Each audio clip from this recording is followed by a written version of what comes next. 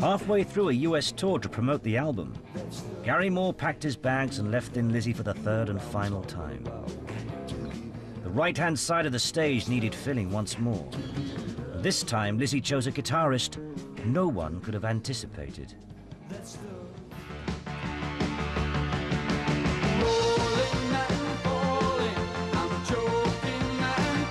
Midge had left Visage and was just about to join Ultavox when Phil the Rocker came calling. I was in the studio and I got a phone call from Philip saying, you know, I'm in Arkansas on the middle of a tour, you know, with Lizzy, and we're opening up for Journey and, you know, special guests, and it's huge stadiums and whatever. And Gary Moore's not in the band anymore. Can you come out and finish the tour? Now, why he asked me to come out and do it, I'll never know, because I'm not a twiddly-diddly whiz-kid guitarist like Lizzy has. You know, I'm fairly standard. In fact, I could probably, I think I hail myself as the worst guitarist Lizzy ever had.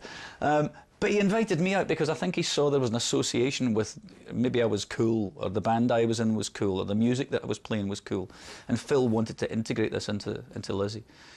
His management company sent over a bunch of cassettes and said, learn these and we'll fly out tomorrow. And I thought, well, I'd never been to America, I'd never been anywhere. And I thought, great. So I got home from the studio that night, packing my bags. I thought, well, I've got the set list and I've got the cassettes, and I'll take my big ghetto blaster, because it was before Walkmans, and I'll learn the songs on the plane. And of course, they sent me out in Concorde. And halfway through the second song, learning it on the plane, we kind of landed. So I turned up completely unprepared. I hadn't learned any of the set.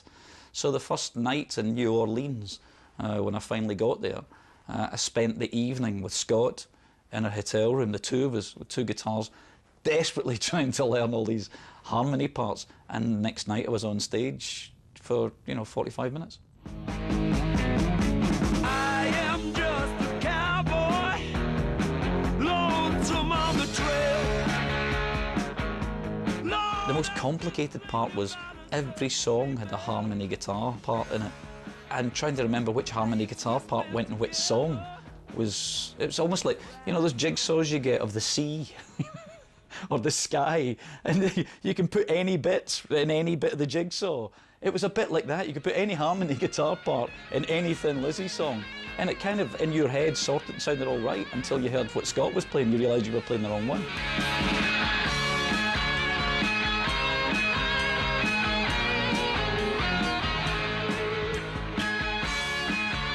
It really was Spinal Tap. It was, you know, hotel suites and, you know, limos to and from the airport, and hanging about the airport for hours, and then getting on a flight that took 20 minutes to get to the next city, and then you'd get picked up by another limo and then back into another hotel.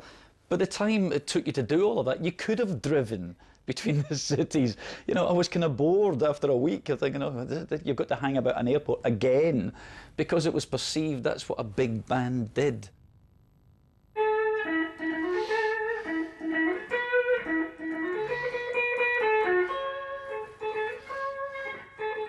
Oh, oh, crap. How high would it go? The worst guitarist Lizzy ever had.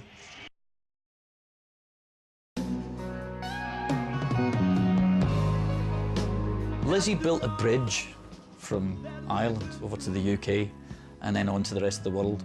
And that bridge has been used by many, many, many Irish bands. I think there's no doubt that U2 owe a huge debt of gratitude. They paved the way.